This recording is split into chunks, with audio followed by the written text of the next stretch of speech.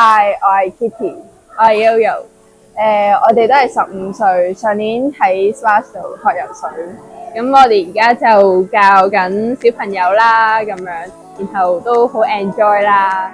未嚟 Splash 度學游水之前啦，我係有少少驚水嘅，咁後尾就因為見到好多教練啦，好耐心咁教我哋啦，同埋都好有氣氛啦，所以我都慢慢適應咗喺水入邊嘅嗰個 feeling。中意游水，因為游水唔使諗其他嘢，就淨係專注喺游水。我覺得咧，其實大家都應該學下游水，因為其實如果你唔學游水，你係 feel 唔到你喺水入邊係幾咁開心咯。即係你唔識游水，你去海邊，你同你啲 friend，你淨係望住佢哋喺度玩，即係你冇得玩，會覺得好可惜咯。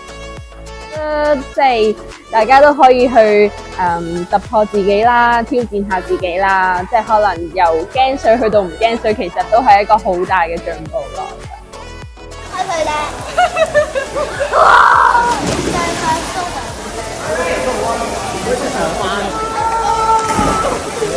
！Hey,